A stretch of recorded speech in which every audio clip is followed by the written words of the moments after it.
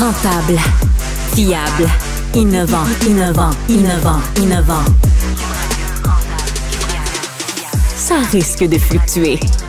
Mais soyez rassurés, vous serez en croissance sur le marché. Francis Gosselin. Dans vos poches.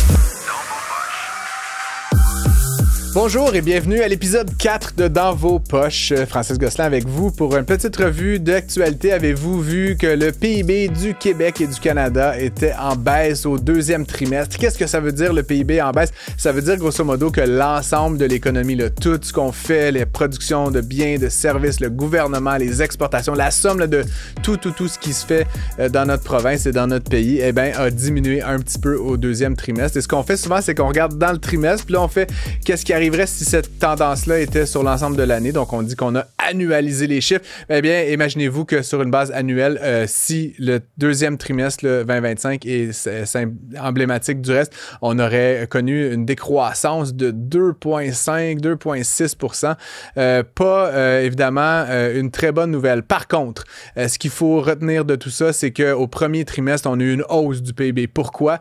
Parce qu'on savait, là, quand M. Trump a pris le pouvoir le 20 janvier, on savait qu'il y aurait des tarifs et il y a beaucoup d'entreprises qui ont surproduit, suracheté pour faire des réserves en anticipation des tarifs. Et donc, le premier trimestre, en janvier, février, mars, c'était un trimestre où il y a eu donc beaucoup d'activités, beaucoup de ventes, beaucoup de stockage. Ensuite, avril, mai, juin, c'est de ça qu'on parle. Ben là, c'est le moment où les tarifs ont été annoncés, là, il y a eu beaucoup d'incertitudes. Donc là, c'est normal qu'il y ait eu un ralentissement de l'activité économique. Selon pratiquement tous les économistes, on va voir une relance dans la deuxième moitié de l'année. Donc, ne vous inquiétez pas tout de suite. Ceci dit, ça, c'est des chiffres là, consolidés pour tout le pays, toute la province. Ça dissimule évidemment des différences majeures d'un secteur d'activité à l'autre. Donc, ça se peut que dans votre industrie, dans votre métier, les coupes soient plus violentes, l'impact soit plus direct, mais il y a aussi beaucoup de secteurs qui, à la limite, vont mieux dans cette nouvelle économie. Donc, encore une fois, il faut prendre tout ça avec un petit grain de sel. Vous avez certainement suivi là, ce dossier. Je lui ai moi-même contribué des prêteurs là, au Canada et au Québec sans scrupules qui enferment certaines familles dans des espèces de spirales de l'endettement avec des taux là, parfois qui frôlent les 35 % qui est le taux le maximum légal qui est permis au Québec. Des prêteurs non seulement qui sont très agressifs sur le marketing, qui se dépêchent de vous faire signer toutes sortes d'affaires et qui ensuite ne gèrent pas particulièrement bien les suites. Hein. Donc, on a entendu des histoires de gens qui se faisaient prendre des prélèvements inattendus de sommes relativement aléatoires, qui avaient énormément de difficultés à payer de manière anticipée le crédit si jamais ils réussissaient à avoir un peu d'argent et qui, dans plusieurs cas, se sont retrouvés avec des mauvaises inscriptions à leur dossier de crédit. C'est bien que la fois d'après, quand tu vas acheter quelque chose, ben, tu ne passes pas encore au crédit bancaire, au crédit normal, et tu es encore aux prises avec ces prêteurs de dernier recours à des taux qui n'ont pas de maudit bon sens. Et donc, évidemment, tout ça est un peu fâchant et j'ai fait quand même quelques recherches pour voir comment ça se faisait ailleurs. Et bien, dans certains pays, comme la France, par exemple, le taux maximal, lui, est fixé à 22 %. Dans des pays comme la Suisse, il est fixé à 14 %. Donc, c'est quand même intéressant de voir qu'il y a d'autres pays dans le monde qui ont mis en place des mécanismes pour justement éviter, parce que c'est souvent les gens les moins riches dans la société qui finissent par emprunter à ces taux-là, qui ont des mauvais crédits, bien, ça évite justement cette spirale de l'endettement, cette spirale de la pauvreté. Je ne sais pas où on en sera au moment où vous écoutez ceci, mais Post-Canada. Je ne sais pas par où commencer. Encore en grève. Est-ce que ça va durer 2 jours, 5 jours, 20 jours, 1000 jours? Est-ce qu'il y aura un jour Post-Canada? Je vais faire un petit pari. J'ai l'impression là, qu'il y aura un avant cette grève et un après cette grève. Pourquoi? Parce que les Canadiens sont un peu tannés. Le gouvernement de Mark Carney est un peu tanné. Et puis c'est intéressant. Hein? Je ne veux juste pas casser du sucre sur le dos politique de qui que ce soit, mais Stephen Harper avait commencé à l'époque une forme de démantèlement ou une forme de relax là, des critères de service. Il avait dit on va mettre des casiers postaux dans les quartiers, on va arrêter de livrer à tous les jours. Il avait entamé cette transition-là. Et c'est Justin Trudeau, en 2015, qui avait dit non, on garde ça comme c'est. Puis évidemment, a lancé Post-Canada sur cette spirale de l'endettement incroyable et infernale qu'on a vu s'approfondir année après année de déficits initiaux en 2019-2020 de quelques centaines de millions à 1,5 milliard qui était attendu cette année si tout se poursuivait tel quel. C'est évidemment beaucoup d'argent public. C'est vos dollars, mes dollars qui sont envoyés à Ottawa pour financer une activité fortement déficitaire qui est celle de Post Canada. Je sais qu'il y a évidemment des gens qui dépendent de ça, mais entre vous et moi, avoir le courrier aux 2 jours au lieu d'à tous les jours, aller faire 1 kilomètre pour chercher son courrier au lieu de l'avoir à la porte, ça peut frustrer certaines personnes, mais au coût de milliards de dollars, il me semble que ça serait mieux investi dans d'autres activités, dans d'autres services. Et donc, je pense que ça va être évidemment une période de profondément changement. On n'aura pas Pierre-Olivier Zappa aujourd'hui, malheureusement. Il est en vacances au moment où on enregistre cette émission, mais je voulais lui faire un petit lever mon chapeau. Il a fait un très, très bon texte. Vous retrouverez ça dans les pages du Journal de Montréal sur le prix des véhicules usagés.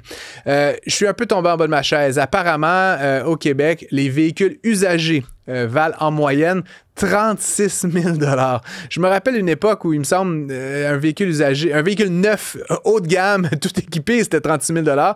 Évidemment, ça fait quelques décennies de ça. Aujourd'hui, la moyenne des véhicules neufs, c'est plutôt dans les 60, presque 70 000 $. C'est conduit un peu à la hausse, il faut se le dire, par les véhicules électriques qui ont tendance à être un peu plus chers à l'achat, un peu moins chers à opérer, parce qu'on le sait bien, l'électricité au Québec est peu chère. Mais il n'en demeure pas moins que des véhicules d'occasion à 36 000 $, en augmentation de 6,4 % par rapport à l'année dernière. C'est un peu inquiétant. Ça s'ajoute évidemment au coût du logement, au coût de la nourriture, puis le coût du déplacement, maintenant de la mobilité, hein, qui fait en sorte que pas mal tous les besoins de base que les gens ont besoin, se nourrir, se loger, se déplacer, ont beaucoup, beaucoup augmenté de prix au cours des dernières années. Donc, c'est évidemment un peu fâchant. Entre guillemets, la bonne nouvelle, c'est que ceci pourrait être temporaire, évidemment. Il y a une partie de ça qui est conjoncturelle. Bon, les tarifs de Donald Trump, certaines usines qui ont arrêté la production aux États-Unis. Il y a moins de véhicules neufs qui entrent au Canada. On a mis en place des contre-tarifs. On pense peut-être qu'en 2026, avec la renégociation de l'entente Canada-États-Unis-Mexique, on va arriver à un terrain de jeu. En tout cas, souhaitons-le. Pour nous, comme pour les Américains, honnêtement, j'ai la ferme croyance qu'on est gagnant quand il n'y a pas de tarifs, notamment sur l'automobile. Mais pour l'instant, en tout cas, ça vaut la peine de magasiner davantage, peut-être d'acheter un véhicule qui va moins déprécier. Vous connaissez mon amour pour les véhicules électriques. Je réitère, c'est des véhicules un peu plus chers à l'achat, beaucoup moins cher à l'entretien et surtout à l'alimentation, hein, par kilomètre. Donc, ça peut être un bon moment pour faire le saut. Et je termine avec cette journée nationale. C'est une journée américaine, hein, mais une journée nationale du café. J'en ai parlé à Mario Dumont au mois de septembre. C'est intéressant, cette relation qu'on a au café en Amérique du Nord. Le café, évidemment, c'est quelque chose que beaucoup d'entre nous, dont moi, consommons à tous les jours dans une certaine quantité. Et évidemment, la journée nationale, elle souhaite célébrer ça, possiblement en vendre davantage. Faut dire qu'au Canada, en moyenne, hein, le ménage moyen au Canada dépense 500 à 600 $ par année pour s'acheter du café. Et ça, ça ne compte pas nécessairement toutes les fois où vous achetez un petit café au café. Hein. C'est vraiment le café à la maison. Donc, pour un ménage, 2 adultes, là, ça fait 300 $ par adulte. C'est beaucoup d'argent quand on y pense. En même temps, je vais vous avouer, moi, si j'avais à couper dans mon budget le café, ça serait probablement là-dedans. J'arrêterais probablement de manger avant de couper dans le café. Donc, je ne sais pas. Le problème actuellement avec le café, c'est qu'il a lui aussi augmenté de prix d'à peu près 27 % depuis un an. Encore une fois, vous avez trouvé que je sonne comme une vieille cassette, mais les tarifs de Donald Trump n'aident pas. M. Trump a imposé des tarifs à la Colombie, au Brésil, à plusieurs pays qui sont des exportateurs importants de café. On ne fait pas beaucoup pousser de café aux États-Unis, donc ça vient de l'étranger. Et donc, ce qui est un peu particulier, c'est qu'il y a beaucoup de flux de café qui convergent aux États-Unis et qui sont ensuite réexportés, notamment vers le Canada. Et là, quand on avait les contre-tarifs contre ceux de M. Trump, qu'est-ce qu'on faisait? On retarifait le café une deuxième fois. Donc là, ça arrivait aux États-Unis, il tarifait à 30 % par exemple de la Colombie, puis on rajoutait un 25 % à ça. La bonne nouvelle, c'est que depuis que M. Carney a enlevé ses contre-tarifs, ça risque d'avoir un impact baissier sur le coût du café. Donc, vous soyez peut-être un petit peu optimiste par rapport à cette denrée rare. L'or noir, comme on l'appelle parfois. Je sais que des fois, on réfère au pétrole. Moi, l'or noir dans ma vie, c'est le café. Écoutez, bon appétit, bon matin, bon après-midi, bonsoir, quelle que soit l'heure à laquelle vous nous écoutez. Et puis, on se retrouve tout de suite. Ah, l'argent, ça vous angoisse? Affrontez vos peurs avec le balado Dans vos poches. Francis Gosselin brasse les idées et encaisse les faits.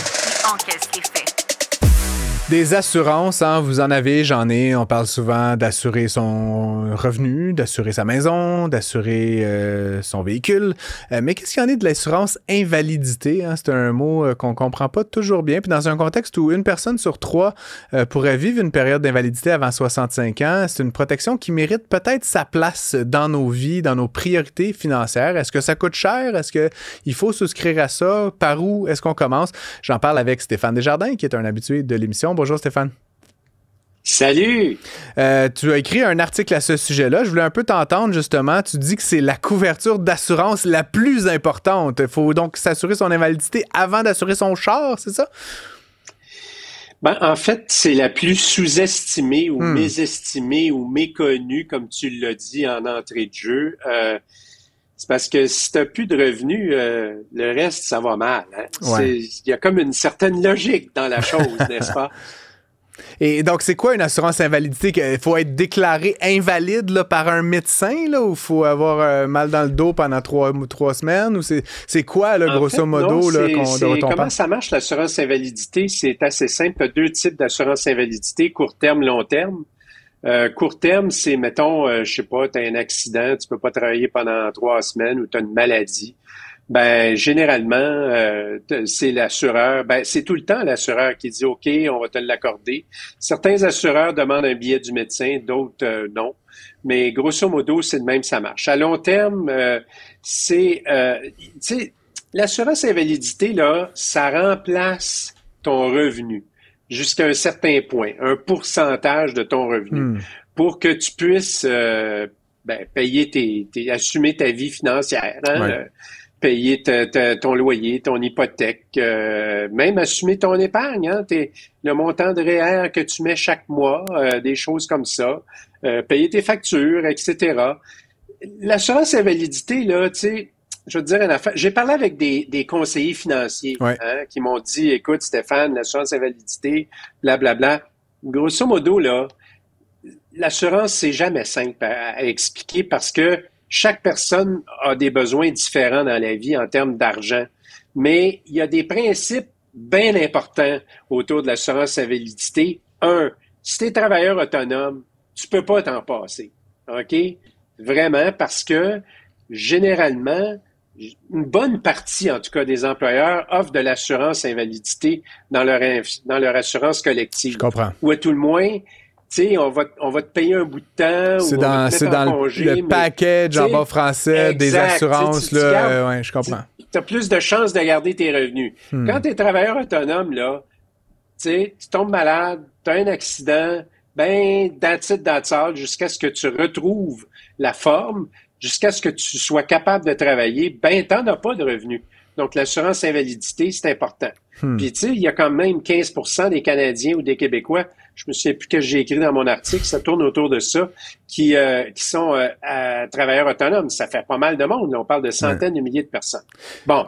L'autre affaire, c'est si tu es jeune, mettons, tu viens d'embarquer dans le marché du travail. 25 ans, là, mettons. Là, exact. C'est ça, ouais. Bon, tu sais, puis, ou même jusqu'à 30 ans, là. Tu sais, moi, je considère que tu es jeune jusqu'à 30 ans, mettons. OK, là, on peut s'ostiner sur la notion de jeune, mais d'un point de vue économique, il te reste quand même de nombreuses années à travailler devant toi.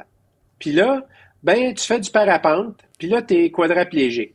Ou tu pognes le cancer, puis tu suis des traitements pendant 1 an et demi. Bon, je vous donne des exemples un peu extrêmes, mais c'est ça l'invalidité. Tu peux frapper un mur, littéralement, tout comme figurativement. Alors concrètement, si tu frappes ce mur-là, tu peux te retrouver avec plusieurs mois, plusieurs années, peut-être jusqu'à la fin de ta vie, sans aucun revenu. À 22 ans, 23 ans, là, on parle de beaucoup d'argent. Beaucoup d'argent, oui. Tu sais? Beaucoup d'argent. Puis des soins. Des fois, tu as besoin de payer des soins de quelqu'un qui est alité pour le restant de sa vie.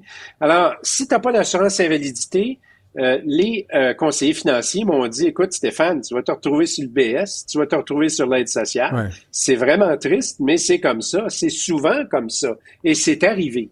Donc, l'importance d'avoir de l'assurance invalidité quand on est jeune, travailleur, ça va de soi. Pourquoi, puis je te pose la question naïvement, mettons, pourquoi prendre de l'assurance invalidité versus, mettons, se mettre en place un fonds d'urgence, là, se mettre en place des sous. Est-ce qu'on peut s'auto-assurer pour ça, l'invalidité? Absolument. En fait, les deux vont ensemble. Parce que quand tu as de l'assurance invalidité, surtout celle à long terme, tu as ce qu'on appelle une période de carence. C'est-à-dire le moment... il y a une période de temps entre la date où tu avertis ton assureur que tu es invalide puis la date où tu reçois ta première indemnité. Là. Ouais. C'est ton premier chèque. Bon, des fois, là, c'est des mois. C'est pas juste des semaines. Parfois, c'est des mois parce que ça dépend des contrats d'assurance. Chaque contrat est différent selon le package que tu reçois, les montants que tu veux recevoir, etc. Fait que quand tu as un fonds d'urgence, ben ça comble cette fameuse période de carence-là. Mais, tu sais, dans le fond, là, peu importe que tu aies de l'assurance ou que tu n'aies pas d'assurance, les spécialistes, comme les gens des ACEF, là, disent souvent, faut que tu aies un fonds d'urgence qui couvre toutes tes responsabilités financières entre 3 mois et 1 an, si tu es capable. Ah oui, c'est pas dur à accumuler, hein? 25 à 50 piastres par paye pendant 1 an, 2 ans, 3 ans. Tu l'as, ton fonds d'urgence. Mais c'est correct, là. Pour des gens qui vivent de paye en paye, des fois, c'est un peu plus compliqué. Puis ça peut être difficile. Je le sais. Je te demande pas de nous en vendre une, Stéphane, mais mettons, là, tu as parlé avec des experts du domaine, tu connais ça mieux que moi, assurément. Ça coûte combien, mettons, une assurance invalidité, là, ordre de grandeur? Est-ce qu'on peut acheter ça pour 20$ par mois ou c'est forcément des centaines de dollars?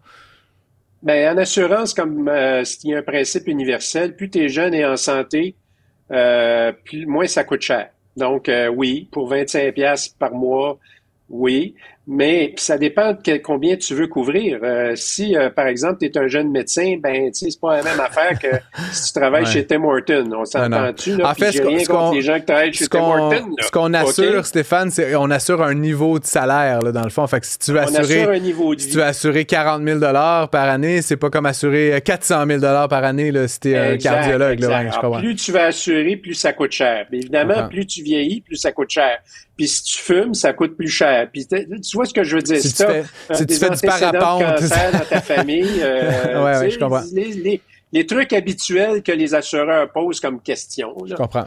Ça s'applique pleinement là-dedans. Ils vont évaluer le risque. Ça peut coûter jusqu'à 300 ou 400$ par mois, hein, c'est assez facilement. Mais pour certaines personnes, ça vaut la peine. C'est parce que, tu sais, assurer pour ta vie, l'assurance vie, tu donnes de l'argent à tes héritiers. Ouais. Tandis que l'assurance invalidité, tu t'assures que tu vas continuer à payer tout le monde. Tu sais, c'est ça la différence. Tu t'assures, toi, dans le fond, d'avoir au moins une continuité. Tu te payes toi-même. Ouais. Si tu tombes malade, sinon, bien évidemment, c'est le principe de l'assurance. Hein? La majorité n'en ont pas besoin, mais si le hasard tombe sur votre dos, bien évidemment, vous êtes malheureux, mais au moins couvert à travers tout ça. Stéphane, très, très intéressant. J'invite les auditeurs à aller lire le texte. Peut-on se passer d'assurance invalidité dans le Journal de Montréal? Merci beaucoup à toi, puis on se retrouve la semaine prochaine. Dans vos poches. Posséder un chalet familial, c'est souvent attaché à la mémoire, la quiétude, des moments partagés. Puis, évidemment, derrière cet esprit-là se cache des fois un bagage financier. Un chalet, ça vaut quelque chose. Puis comme c'est pas la résidence principale, c'est sujet à toutes sortes d'impôts. Hein. On en parlait là, hors d'onde. Il y a cette famille là, qui a hérité récemment d'un chalet qui avait été acheté pour une bouchée de pain il y a 40 ans, qui valait plus d'1 million de $. Et quand les parents sont décédés, ils se sont retrouvés avec un lourd impôt là, sur le gain en capital à payer. Ghislain Larochelle, on démêle justement tout ça dans ton dernier article entre le cauchemar et évidemment la poursuite du rêve et de la tradition. L'article dit que souvent beaucoup souhaitent racheter le chalet familial, mais ils découvrent ensuite que c'est pas gratuit un chalet. Déjà, je parlais d'impôts, mais il y a des coûts d'entretien, il y a des taxes, il y a toutes sortes d'affaires. Fais-nous peut-être un petit peu le panorama de ce que ça implique là, de reprendre la maison secondaire familiale. Premièrement, souvent, il faut la payer, la maison. Là, c'est à moins d'être le seul héritier ou la seule personne qui peut obtenir la maison. Ça fait que si tu as une maison, un chalet de 200, de 500 000 ou même 1 million, ben il y a des frais là-dedans. Tu as l'hypothèque et tu as les paiements d'hypothèque. Si le chalet n'est pas locatif, donc t'as pas de revenus, donc c'est toi qui payes de tes revenus directement pour être capable d'entretenir le chalet aussi. Fait qu'on parle de taxes municipales, des taxes scolaires, on parle de l'entretien, l'électricité, le chauffage, tout ce qui est normal sur une maison. Dans un chalet, tu l'as aussi. Fait qu'en réalité, tu es obligé de t'occuper de 2 maisons. Ta maison principale où tu restes, ou ton condo, et en plus, le chalet locatif. Et la plupart des gens, en toi puis moi, ils n'utilisent pas le chalet 200-300 jours par année. C'est quelques fins de semaine, durant l'été. Ça fait cher de la fois, ça fait très cher de la fois, mais oublie pas que les gens veulent racheter le chalet familial parce qu'ils ont vécu des bons moments. Là. Dans les années 60, 70, 80, on a été élevé là, on était sur le bord de l'eau. Là, ils ont un attachement émotionnel. Mais qu'est-ce qui les ramène à la réalité? C'est le côté financier. On peut pas se permettre ça. On va être obligé de couper nos vacances. On va être obligé de couper à plein d'endroits pour être capable d'avoir le chalet. Ouais, ben moi, je possède un chalet moi-même, puis je suis la première génération, mais tu sais, on a en tête qu'un jour, on va peut-être... Ouais, mais toi, tu gagnes plein d'argent. C'est pas comme mon article. C'est pas là où je m'en allais. C'était pas un procès ou une glorification, mais c'est plus ma réflexion. Effectivement, tu sais, on a dans le même village où j'ai mon chalet, une maison que mon oncle a rachetée à ses parents, puis il a comme en tête que ça va un jour passer à ma génération, peut-être moi, peut-être mon frère, etc. Mais effectivement, tu sais, la réflexion, c'est de savoir qui va se ramasser un peu avec ça, qui va payer justement les frais, les coûts, etc. Puis c'est souvent l'enjeu aussi avec des maisons comme celle-là, c'est que ça prend de la valeur, là, comme c'est détenu parfois sur une génération entière, 20, 30, 40 ans. Il y a beaucoup de patrimoine qui s'accumule, de valeur. Puis, ben, comme on le disait, il y a de l'impôt à payer. Là. Fait que non seulement tu te ramasses des fois avec des dettes, avec des charges mensuelles, etc., tu peux te ramasser avec une grosse facture au moment de la succession. Exactement. Là. Fait que t'as ça en plus. Puis là, il y a des gens qui disent « Ah, c'est pas grave, on va les acheter en famille. On va se mettre les 3 enfants ensemble ou les 4 enfants ensemble, puis on va acheter ça. En fin de semaine, je visitais un chalet et il y avait... la personne venait d'acheter le chalet de 8 enfants qui avaient hérité du chalet. Et c'est exactement ça. Ça faisait 7 ans qu'il n'y a pas personne qui s'entendait. Ils ne savaient pas comment l'entretenir. Fait que plus ou moins une bonne idée. Oui, c'est ça. Des fois, d'acheter à plusieurs, hein, c'est pas nécessairement... As-tu un chalet, toi, Emmanuel? Non, je n'ai pas cette chance. T'as pas hérité d'un chalet? Je suis prête à visiter ton chalet. Toi aussi, Ghislain. OK, c'est bon. Vous êtes des belles fins de semaine. Bienvenue, c'est à Deschambault. Oui. Julien McEvoy, as-tu un chalet? Non, mais je vais me joindre à Emmanuel si jamais l'invitation. Oui. On peut y aller en groupe. On a des amis aussi qui n'ont pas de chalet. C'est fait que ceux qui ont des chalets vont inviter ceux qui n'ont pas de chalet, puis on va avoir une grande conversation sur le fardeau financier que ça implique. Parle-nous justement, là, bon, il y a plusieurs scénarios, mais moi, ce que j'entends souvent, là, c'est, bon, des résidences secondaires, ça se passe de génération en génération. Ouais. Je parlais de, bon, effectivement, le gain en capital qui peut venir intervenir, mais des fois, il n'y a pas d'hypothèque. Là. Ça, c'est comme scénario un peu de base. C'est payé, mais il y a comme des frais là, récurrents, on va dire, qui peuvent s'accumuler, des fois, des milliers de dollars par mois. Ça, c'est un des risques, là, évidemment. Tu as les frais mensuels qu'on a parlé tantôt, mais il y a un frais qui est caché que personne souvent ne voit parce que les maisons bord de l'eau ou les maisons en campagne n'ont souvent pas le réseau d'aqueduc et d'égouts. OK? Ça fait 30, 40 ans que le chalet existe et maintenant, il y a une nouvelle loi qui dit qu'à 300 mètres de l'eau, tu es obligé d'avoir un système de déphosphatation à ton chalet. Une fosse septique, par exemple. C'est fosse septique, plus un champ d'épuration, plus un système de déphosphatation et souvent, il y a un système de UV qui rentre là-dedans. Okay. Juste ça, là... Ça coûte pas 5$. Non, c'est entre 60 à 100 000. OK? Tandis qu'un système de fosse septique avec champ d'épuration normal, on parle entre 15 à 30 000. Mais aussitôt que tu es sur le bord de l'eau et que ton champ d'épuration il est trop proche de l'eau, tu es obligé d'avoir un système. Avant, les gens rejetaient ça dans le lac, mais là, on a un peu upgradé nos oui, l'environnement est très présent. Ouais. Si on hérite, là, puis je reviens à mon histoire là, que je lisais dans les médias anglophones, là, de jeunes qui héritent d'une maison, ça a pris beaucoup de valeur, ça vaut 1 million, et ils se retrouvent avec une grosse facture de gain en capital.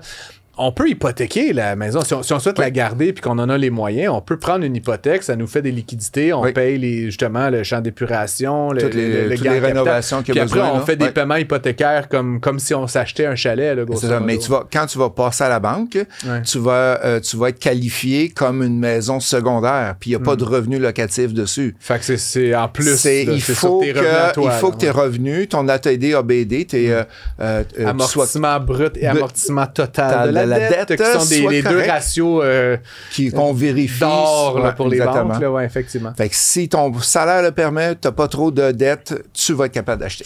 Est-ce qu'on achète tu dis, tu semblais le décourager, mais est-ce qu'on achète à plusieurs un bien immobilier, une résidence secondaire avec ses frères et sœurs, Emmanuel? J'ai déjà entendu des cas qui ont très très mal tourné.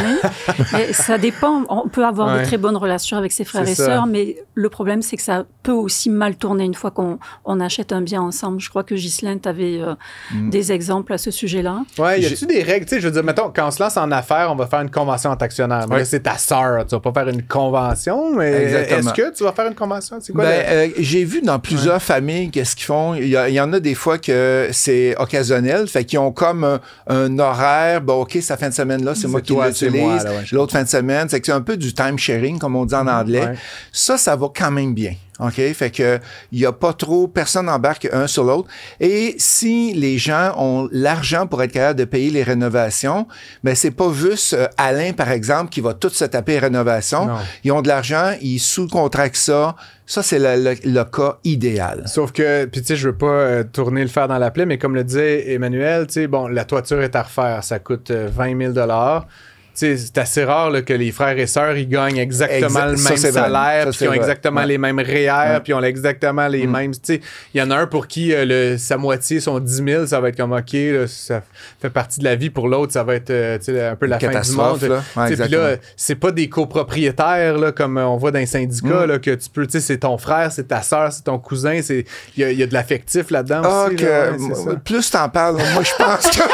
Je veux pas vous créer d'angoisse, mais. Je pense que c'est pas une bonne idée, Francis. Oui. Puis encore faut-il se mettre aussi d'accord sur les travaux. Si on n'a pas, si on est un petit peu serré financièrement, on voudra pas nécessairement la Cadillac des toits, puis justement. C'est pas tout le monde qui veut faire les mêmes travaux aussi. Exactement. Il y en a un qui va dire, OK, il faut nettoyer la cour, il faut nettoyer le lac, il faut nettoyer faut réparer le toit, il faut refaire l'intérieur.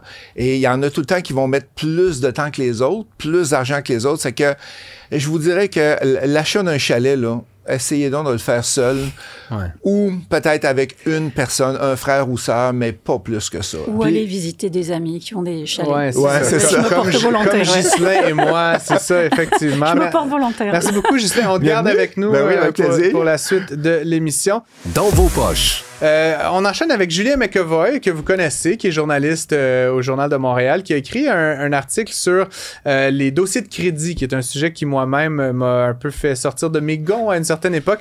Il y a une nouvelle loi, un nouveau règlement au Québec. Julien, qui donne 60 jours aux agences, Equifax, TransUnion principalement, pour corriger en fait ce qui est une erreur dans un dossier de crédit. Tu creuses un petit peu ce que ça change là, dans ton article. Qu'est-ce que c'est exactement là, qui a été mis en place le 1er juillet dernier?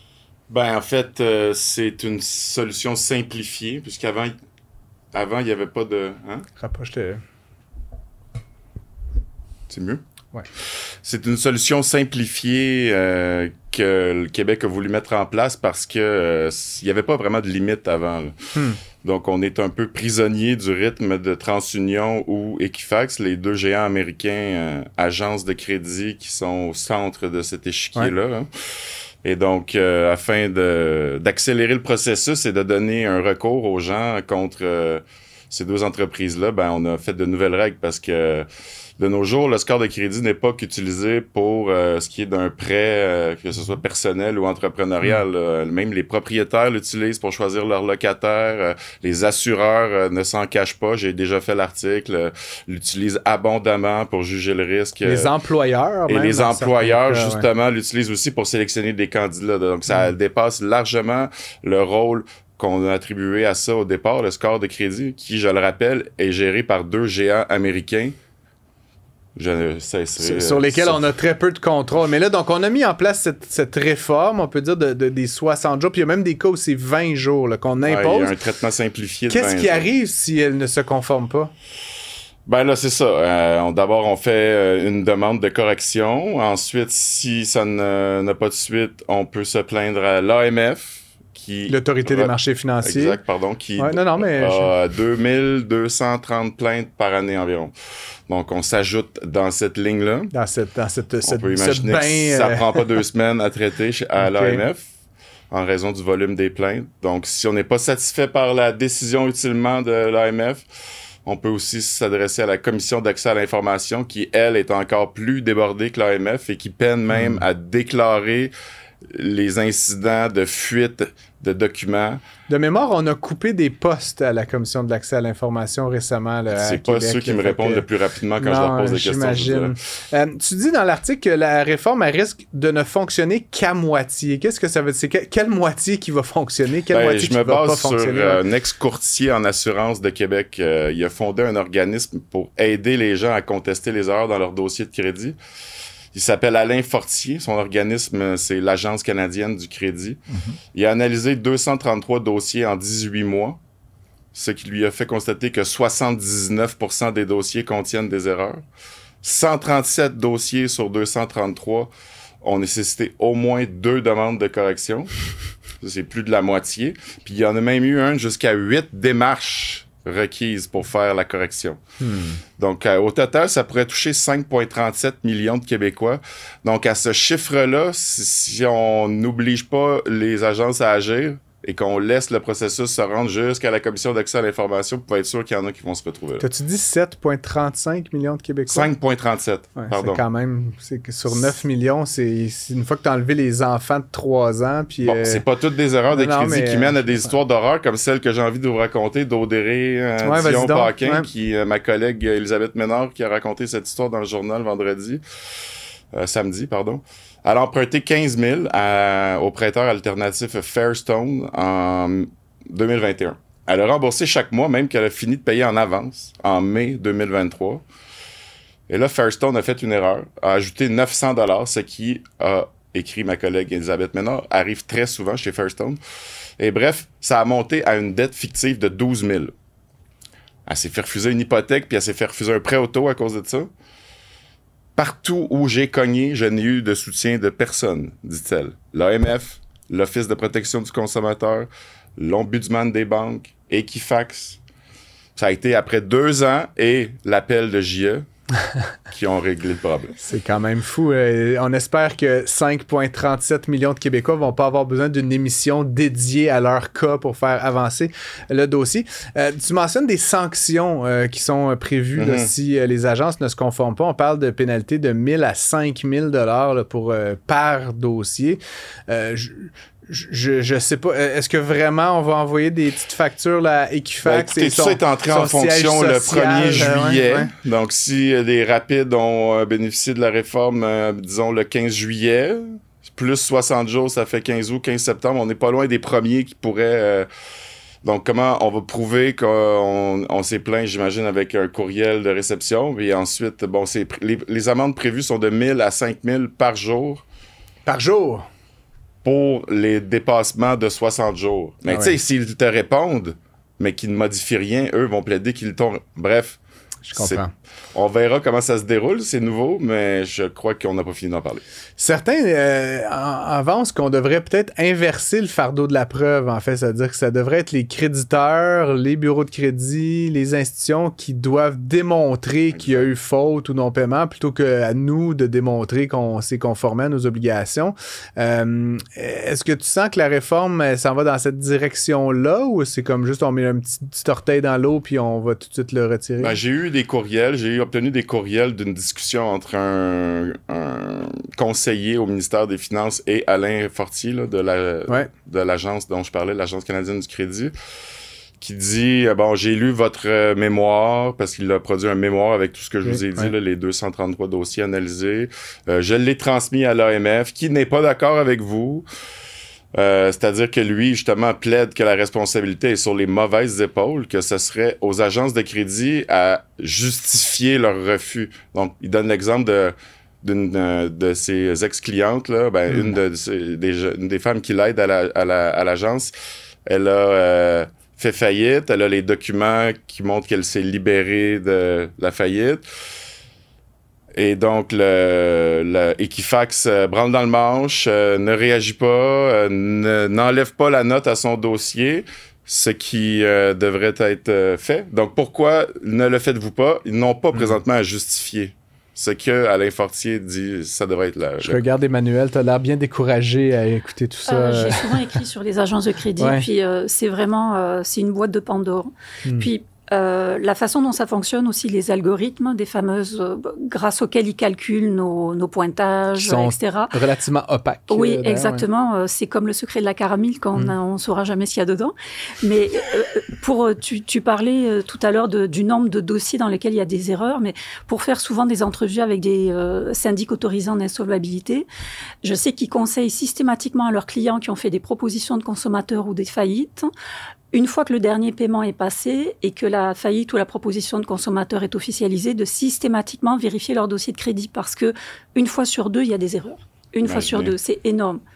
Alors, parce qu'il y a des dettes, par exemple, qui sont censées être libérées, qui doivent disparaître de notre dossier, ça disparaît pas. Donc, le consommateur doit retourner systématiquement devant les... Puis, en plus, ce qui est drôle ou triste, c'est qu'il n'y a pas nécessairement les mêmes mentions, comme tu sais, dans les deux agences de crédit, Equifax et TransUnion. On n'a pas nécessairement les mêmes pointages. Moi, j'ai un pointage différent avec TransUnion et Equifax pour une raison qui m'échappe complètement. Leur algorithme n'est pas tout à fait pareil. Oui, c'est ça. Donc, c'est vraiment... c'est mystérieux. Donc, vous pouvez vous battre pour deux erreurs similaires, mais différentes, auprès de deux agences de crédit. Tout à fait. Pour mieux pouvoir... Faut comme prendre une semaine de congé du travail puis régler ça, hein, c'est ça? Pour mieux vous endetter de 200 000 ou plus pour acheter une maison. Bonne chance, guys! Exactement.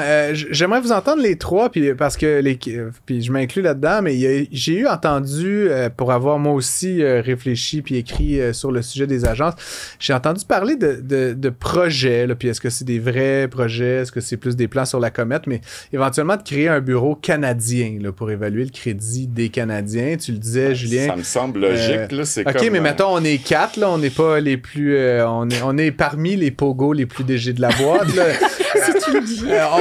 On commencerait par où, là? Parce que moi, je prendrais la Poste, là, Poste Canada, qui se cherche dans toutes les démocraties occidentales, puis je leur donnerais cette mission-là. Ils ont des édifices dans chaque village de chaque bled du pays, pourraient très bien s'en occuper et aussi répondre aux problèmes. C'est-à-dire quand on a un problème, comme ce dont on vient de parler. Et pourquoi pas l'AMF? Oui, l'AMF...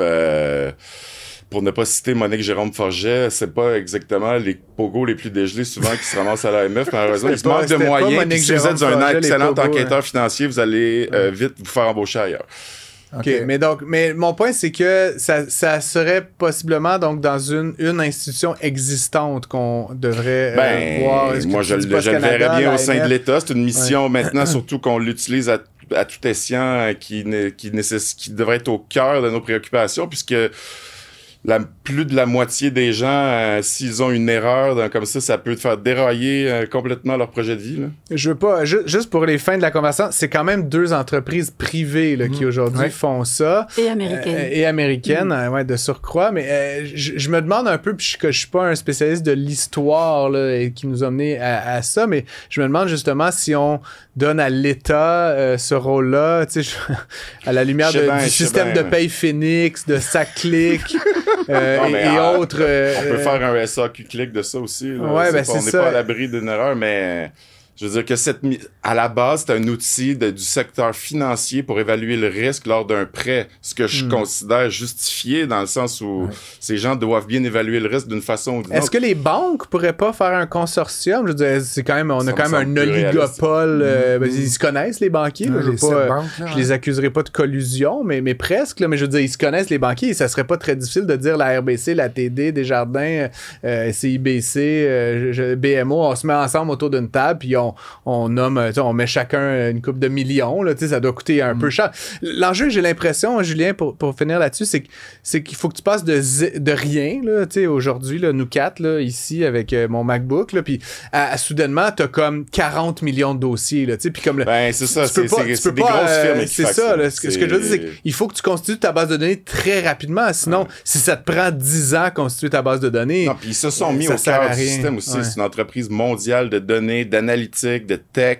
leader dans la fourniture de solutions d'information pour les entreprises. C'est complexe à arrimer. Là. J'ai aucune idée de tout ce que ça inclut. Là. Il faudrait... Si c'était simple, ça serait déjà fait, j'ai l'impression. Oui. Hein? Puis juste pour finir là-dessus, mais une partie de leurs revenus à ces organismes-là, ces deux agences américaines multinationales, provient notamment de la vente des données privées, évidemment, pour lesquelles nous ne sommes pas rémunérés. Mais bon, ça, c'est une toute autre histoire. Julien McEvoy, merci beaucoup de cet article, puis d'avoir fait tous les détails sur le site. Tous les détails sur le site du Journal de Montréal. Dans vos poches. On va se tourner vers Emmanuel Grill. Bonjour Emmanuel, bonjour. Tu es là depuis tout à l'heure. On a eu il y a quelques semaines notre ami le jeune retraité, n'est-ce pas, Jean-Sébastien Pilote. Tu poses la question, quitter le monde du travail avant l'âge, et là je mets des guillemets, normal de la retraite. Là, puis là, Jean-Sébastien va arriver en courant là, pour me traiter de...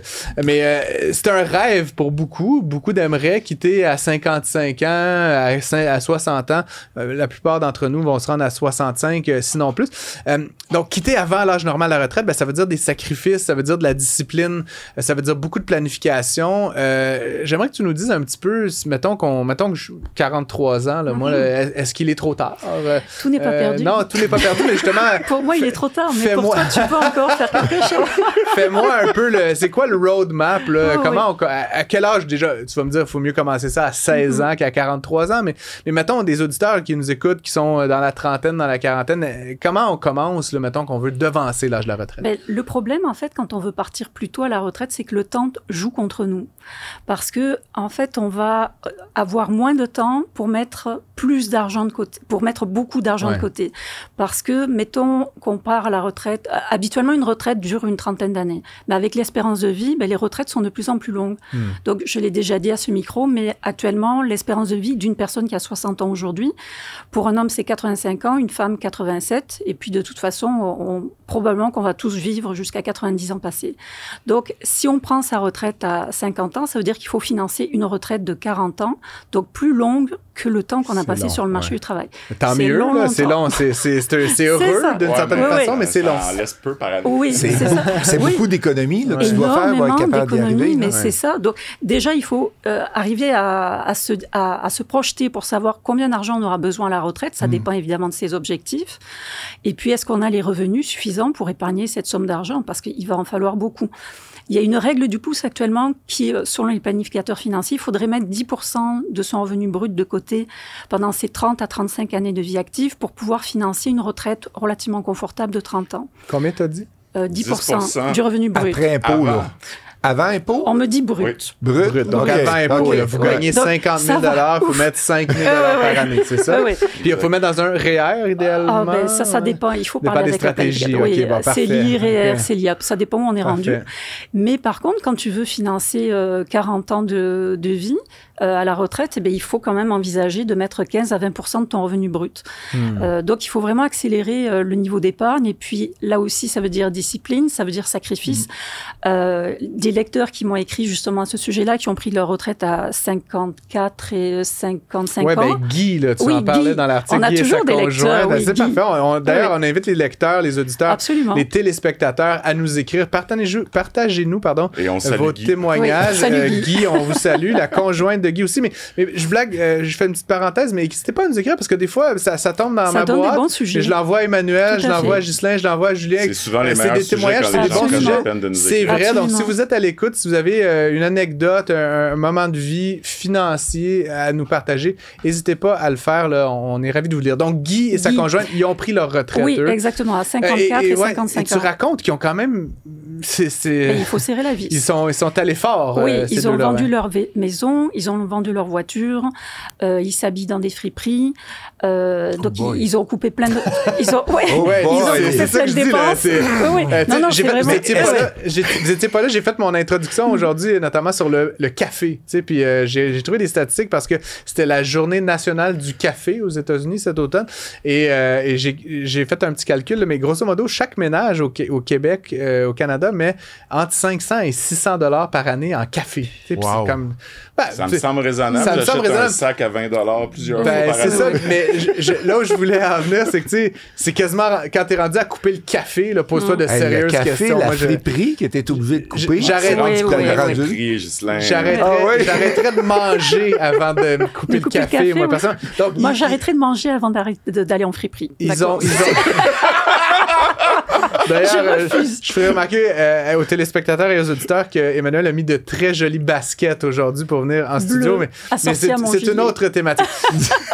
Est-ce que c'est nécessaire de faire des sacrifices aussi intenses que ceux-là pour prendre une retraite anticipée? Ça dépend combien on gagne, combien on est capable de mettre de côté. Et puis, évidemment, pour réussir à accumuler une telle somme, il faut placer son argent dans des outils d'investissement qui vont rapporter. Donc, bon rendement, excellent rendement, ça veut souvent dire plus de risques. Alors là, les planificateurs financiers recommandent quand même d'investir en respectant son profil de tolérance au risque. Parce que sinon, si on perd de l'argent, effectivement, on risque d'avoir des très mauvaises surprises. L'autre truc aussi qu'il faut considérer, c'est l'inflation. Parce que l'inflation, ça gruge beaucoup le pouvoir d'achat. Oui. Alors, quand on a une inflation à 2%, comme actuellement, ça va. Mais quand on a une inflation comme celle qu'on a vue dans les dernières années, en particulier les personnes retraitées dont le revenu n'est pas élastique, ça Emmanuel, tu n'auras pas le choix d'investir en immobilier. On est protégé de l'inflation. On a des revenus qui rentrent. C'est comme un guichet automatique quand tu es rendu à la retraite. Invite-moi à ton chalet et puis on va en discuter. C'est quoi un bon rendement ou un très bon rendement en pourcentage? Écoutez, un rendement standard, c'est 5%. En fait, je pense que souvent les planificateurs financiers se basent là-dessus. Même un peu moins, je pense. 4 points, quelque chose. Très conservateur, un peu moins que 5%. Après ça, sky is the limit. Donc, en haut de 5, on est content. Oui, on est content. Oui, puis évidemment, à 5, là, c'est le rendement du dollar qui devient 100 $ devient 105, mais il faut que tu retranches à ça 2% ou 3%, ou comme on a eu 7% d'inflation. Ça se peut que dans certaines années, même si tu as fait 5% de rendement sur ton épargne, tu as moins de pouvoir d'achat au solde. Là, tout à fait. Et puis, il faut penser aussi que, outre l'inflation, il y a aussi les impôts. Parce que quand on va être à la retraite, on va payer des impôts. Donc, là aussi, il faut faire un bon plan de décaissement parce que sinon, on laisse beaucoup d'argent sur la table, on laisse beaucoup d'argent à l'impôt. Donc, c'est vraiment important de faire affaire avec un professionnel qui va nous faire des scénarios. Ils ont des logiciels spéciaux là, qui permettent de voir à quel moment c'est plus intéressant de retirer ses REER, de retirer son CELI, pour pas qu'il y ait un impôt de récupération qui s'applique notamment sur la pension de la sécurité de la vieillesse. Quand on a accueilli Jean-Sébastien, il y avait un petit débat, là, puis j'ai invité les auditeurs à réécouter l'épisode, mais tu disais, puis j'aimais bien l'idée, puis là, on parle vraiment d'arrêter, retraiter, puis à s'habiller dans des friperies, arrêter le café, là, tout ce que vous voulez. Mais tu avais dit quelque chose, Ghislain, que c'est comme un peu le semi-retraité, là, tu sais, ou genre de peut-être de relaxer quand même beaucoup l'intensité du travail, puis s'impliquer, mais de garder un revenu. Puis là, tu dis, toi, tu dis l'immobilier, on connaît là où tu crèches, Ghislain, mais ça reste justement de te garder quelques activités, qu'elles soient immobilières ou autres. C'est pour ça, parce qu'à retraite, tu veux pas aller couper, tu veux commencer, souvent on dit commencer à vivre à retraite, tu veux pas te ramasser à plus être capable de dépenser, aller en voyage, c'est là que tu as du temps, c'est là que tu veux en profiter. Fait que oui, moi, c'est une belle façon de faire. Ma retraite, ça va être semi-retraite. Je vais continuer à avoir des revenus qui rentrent, puis je vais profiter, avoir plus de temps pour moi. Oui, ou à 40 ans, si on arrête de travailler en même temps, on est dans la fleur de l'âge. Là, je peux pas concevoir quelqu'un à 40 ans qui bisoune chez eux sans arrêt. Il va virer fou, ce pauvre gars. Fait que ça serait logique et possible, je crois, de pouvoir aller chercher un petit revenu d'appoint tout en goûtant au plaisir de la vie dès 40 ans. Surtout si on n'a pas eu assez de temps ou pas assez si on n'a pas réussi à accumuler un pécule de retraite suffisant, rien ne nous empêche de continuer à travailler 10-15 heures par mois ou par-ci par-là. Parce que, juste pour terminer, en fait, c'est qu'il faut savoir que, mettons, pour aller chercher un revenu d'appoint de 10 à 15 000 $ par année, qui nous permettra de bonifier donc notre épargne retraite, mais ça, en fait, si on devait le placer, ça représente 300 000 $ en placement avec un rendement donc assez optimiste de 5%. C'est beaucoup d'argent. Alors, si on n'a pas cet argent-là, continuons à travailler un petit peu. Mais c'est pour ça qu'on voa beaucoup de personnes âgées dans les quincailleries, à différents calcul du pouce, là, mais 15 000, 20 $ de l'heure, ça fait 750 heures, 50 semaines, c'est 15 heures par semaine, grosso modo. Puis là, 2 quarts de travail à la quincaillerie. J'ai quelqu'un proche de moi qui a une très belle retraite, des sous comme il en faut, mais il s'ennuie. C'est ça.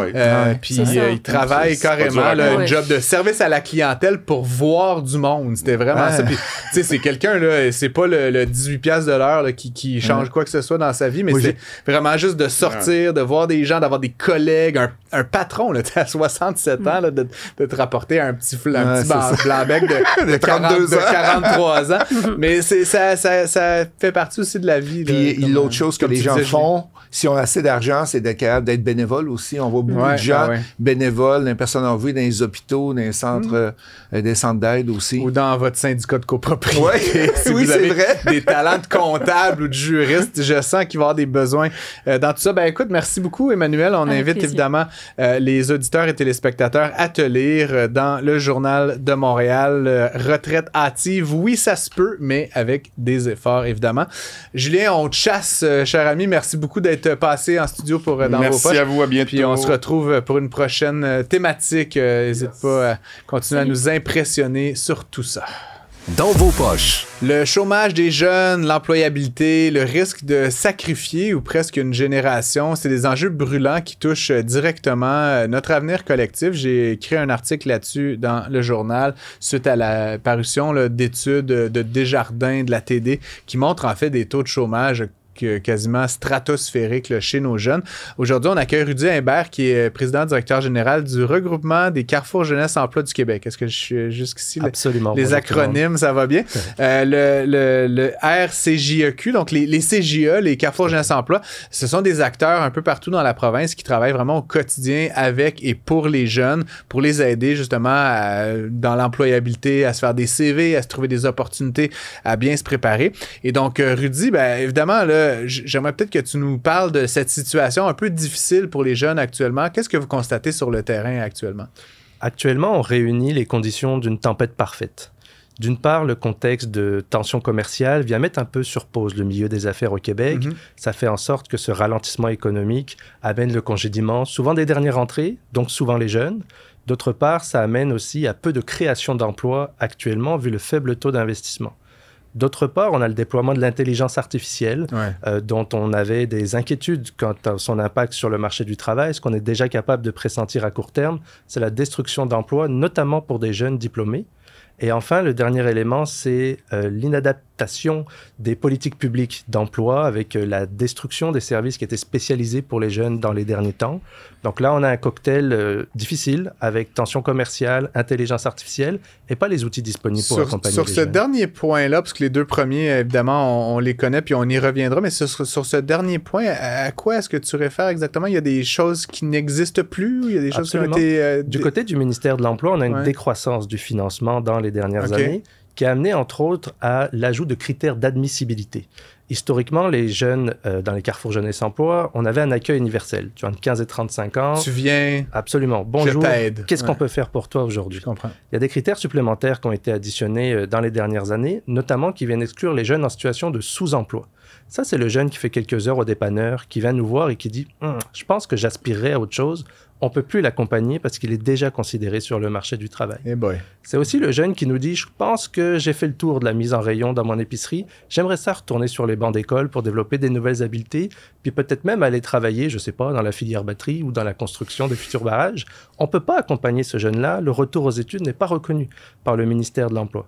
Mis en bout de ligne, sur 2 ans, c'est plus de 25 000 jeunes qui n'ont pas été admissibles au service public d'emploi. Et en parallèle de ça, on a eu la fin de projets pour les jeunes en situation NIF, donc ni en emploi, en études, en formation. C'est 200 000 jeunes au Québec, ce bastion-là. Du jour au lendemain, les projets ont été abolis. Et toutes les spécificités... C'est des jeunes qui sont comme hors système. Ou absolument, presque. Qui disparaissent statistiquement. Ni en emploi, ni en études, ni en formation. C'est 200 000 ils existent actuellement au Québec. Il y a une diversité là-dedans. C'est le jeune dans son sous-sol qui joue aux jeux vidéo, c'est le jeune décrocheur, mais ça peut être aussi la jeune maman qui a dû quitter le marché du travail parce qu'il n'y avait pas de place en garderie, ou c'est le jeune universitaire qui décide de partir pendant quelques mois en Colombie-Britannique aller recueillir des fruits. Donc il y a une grande diversité là-dedans, donc pas de réponse mur à mur. N'empêche qu'il y a une nécessité de mise en mouvement de ces jeunes-là. Ces projets ont été abolis et tout ce qui faisait des spécificités jeunesse dans les mesures publiques d'emploi a été mis à terme dans les dernières années. Et là, on constate qu'on n'a plus le panier de services nécessaire pour faire face au chômage qui est en train d'exploser actuellement. Il y a un truc au Québec qui s'appelle le secrétariat à la jeunesse. Ce que tu souris, ouais, c'est ça. Okay. Comment ministère de l'Emploi, secrétariat, ministère de la Famille, tu sais, j'ai l'impression que vous êtes comme au conflit aussi de beaucoup de ministres de responsabilités qui puis même le MEIE, à ce titre-là, qui devrait vouloir de l'emploi puis de la création de valeur. Comment vous dépatouillez un peu justement pour rendre service à ces jeunes qui sont parfois un peu largués par le système? Hein? Dépatouiller, c'est le bon mot. On a un enjeu au Québec dans la construction de nos politiques publiques. Historiquement, le ministère de la Jeunesse était rattaché au premier ministre. Ce que n'a pas fait M. Legault dans sa dernière mandature, où il a donné la responsabilité jeunesse tout d'abord à M. Lacombe à la culture, et là, tout récemment, à Samuel Poulin, qui porte le dossier jeunesse. Ça a fait en sorte qu'on a eu de la difficulté à avoir une perspective globale des jeunes. Samuel Poulin qui est comme au PME là, et tout ça, qui a remplacé Christopher Skeet, là, grosso modo. Là. Et ministre responsable de la jeunesse. Okay, donc là, on a un arrimage économie et jeunesse qui nous apparaît extrêmement intéressant. Puis c'est un défi pour des organisations communautaires comme nous, où notre financement et notre accompagnement étaient fracturés dans plusieurs ministères et secrétariats. Ça implique entre autres une lourdeur bureaucratique démentielle, parce qu'on passe notre temps à faire de la reddition de comptes à des ministères différents, sur des plateformes différentes, avec des indicateurs différents. On a documenté que c'est à peu près le tiers de notre temps qu'on passe en paperasse actuellement, alors qu'il y a des files d'attente de jeunes qui attendent d'être accompagnés.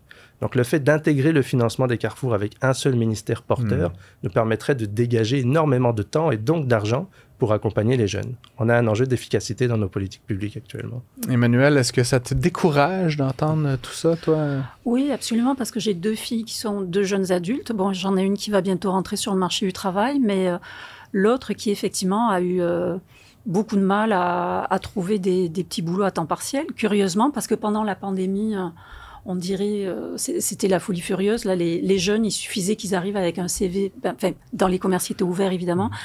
Mais même après, oui, hein, on est passé, il me semble, il n'y a pas si longtemps. Là, cette année, on voulait faire des lois pour interdire le travail avant 14 ans. Soudainement, il y a du chômage de 15% jusqu'à début vingtaine. Ça a pris 1 an et demi pour se retourner le marché du travail. Pour vous donner une idée, il y a à peu près 2 ans de ça, on avait beaucoup plus de postes vacants que de chômeurs. Donc il y a 2 ans, même si 100% des chômeurs occupaient une job, il nous restait des postes vacants.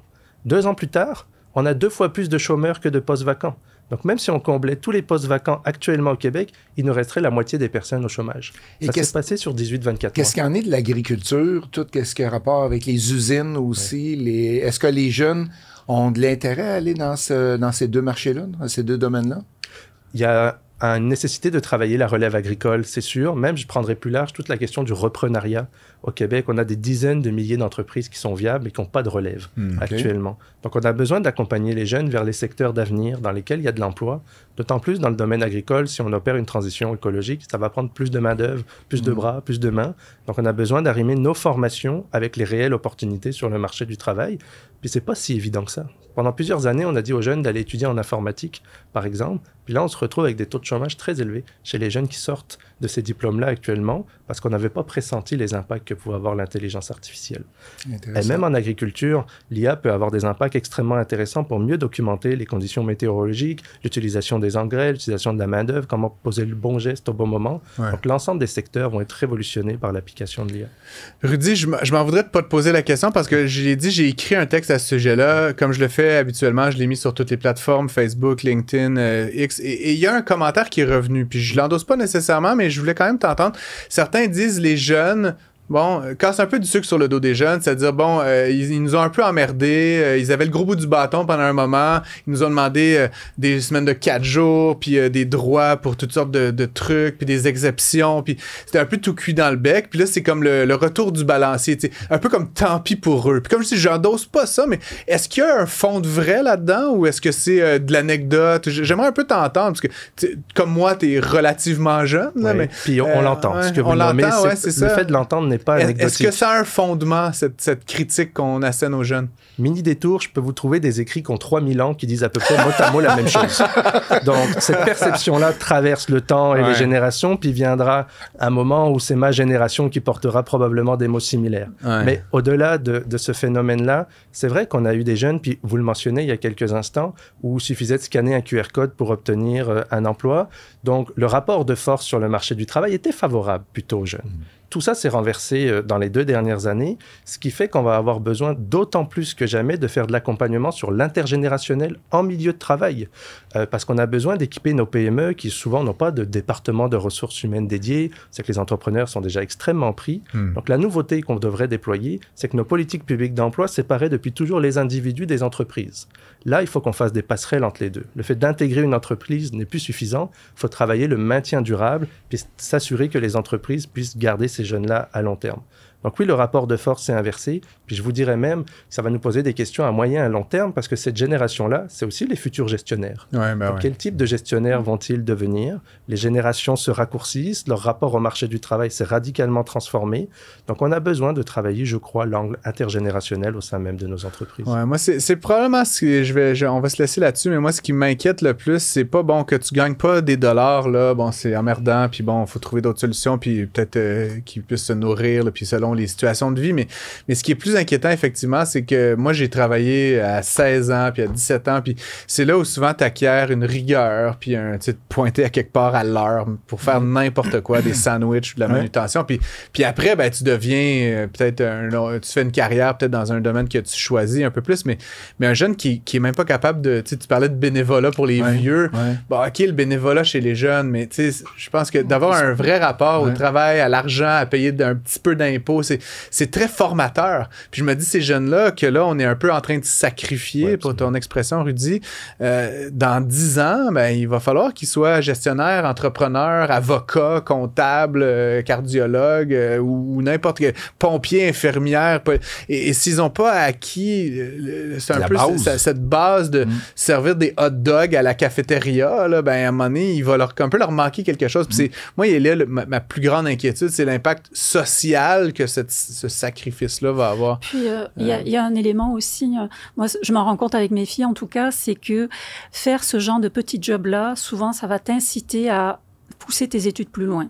Parce que tu te dis, mon Dieu, j'ai pas envie de travailler à la caisse toute ma vie. C'est pas un jugement de valeur, c'est pas ça. Non. Mais ce sont des emplois qui sont difficiles, qui sont pas bien payés. Puis là, quand tu peux te frotter un petit peu à la réalité, ça va te donner un coup de pied dans les fesses pour étudier. Mais tu apprends la valeur de l'argent aussi, là. Aussi. Quand tu as de l'argent qui t'est tout le temps donné par tes parents, puis là, tu es obligé de le travailler, puis tu vois, oh, je viens de recevoir travailler X heures pour 20, 40 combien de temps il faut travailler pour avoir ce fameux 50 $. Et plein d'autres conséquences, évidemment. J'en parlais avec mon collègue Richard Martineau à son micro récemment, puis un autre habitué, là, Philippe Richard Bertrand, qui me racontait, eux, qui ont les deux des enfants, là, fin de l'adolescence, et qui ont eu leur premier chèque de paye, et là, de constater l'impôt. Le RRQ. Des choses comme ça, tu sais, qui pour nous fait partie de la vie, mais la première fois, il faut mieux que ça t'arrive à 16 qu'à 26. Tu sais, ce genre de ah oui, c'est vrai, il y a un état pour lequel il faut payer. Puis même à des bas salaires, t'en payes un petit peu quand même. On a posé la question aux jeunes qu'on a consultés avec le mouvement Ma Voix Compte au début de l'année. C'est plus de 5000 jeunes à qui on a demandé c'est quoi vos besoins, vos aspirations. Puis quand on leur demandait ce que vous voudriez voir enseigner davantage dans le système scolaire, en numéro 1, c'était l'éducation financière. Incroyable. Donc effectivement, c'est quelque chose qui ressort. Puis l'autre élément à garder en tête, c'est qu'il y a un effet cicatrice. Quand un jeune arrive sur un marché du travail qui est morose, ça va le suivre dans sa carrière sur 10 à 15 ans. C'est extrêmement documenté sur l'impact sur son niveau de revenu, le rapport à l'éducation. Puis si vous permettez de dézoomer quelques secondes, ce ralentissement économique, il arrive aussi dans un contexte social qui est difficile pour les jeunes. L'accès à la propriété est devenu une chimère. On a un quart des jeunes qui nous disent avoir sauté un repas dans les dernières semaines, un tiers d'entre eux qui nous disent avoir des enjeux de santé mentale et même avoir eu des idées suicidaires dans les dernières semaines. Donc il y a un contexte socio-économique qui est morose autour de cette jeunesse-là, puis on a besoin qu'elle ne devienne pas uniquement désenchantée, surtout qu'elle ne tombe pas dans le désengagement. D'où la nécessité de lui envoyer des signaux qu'elle a sa place dans notre société. Absolument. Et sur la question de la littératie financière, vous devinez bien que c'est proche de notre cœur. Oui, c'est presque la raison d'être de cette émission. Donc, Rudy Imbert, je ne regrette pas du tout d'avoir... Parce que c'est Rudy qui m'a écrit, il dit hey, j'ai des choses à dire sur cette histoire d'emploi. Et puis, franchement, extraordinaire contribution à l'émission. Donc, merci pour l'invitation. Beaucoup. À une prochaine. À une prochaine, oui. On pourrait en faire une habitude à peu de choses près. Et puis, à vous tous et toutes qui êtes à l'écoute, si vous avez des questions, si vous souhaitez davantage d'informations sur les sujets dont on a discuté dans l'épisode d'aujourd'hui, première chose, consultez les pages argent du Journal de Montréal. On fait du lien, mais c'est là où se retrouvent beaucoup des pistes de réponses. Puis sinon, vous pouvez nous écrire, vous pouvez m'écrire, ça me fera plaisir de dispatcher, comme je l'ai dit plus tôt pendant l'émission, francis.gosselin@quebecarmedia.com. Je salue évidemment l'équipe de Cube qui facilite la production de ce balado pour le montage, la location des installations. Si jamais ça vous tente de vous lancer, vous aussi, dans le balado, pub@cube.ca. Sinon, le balado, il est disponible en vidéo. Vous pouvez le regarder sur YouTube, vous pouvez le regarder sur cube.ca. Vous pouvez l'écouter sur Spotify, sur Apple. Et puis, ça joue à la télé. Imaginez-vous donc. Donc, on est à la télé sur Cube Télé le samedi à 7h et le dimanche à 10h. Donc, bonne écoute, bon visionnement. Et on se dit à la semaine prochaine pour le prochain épisode.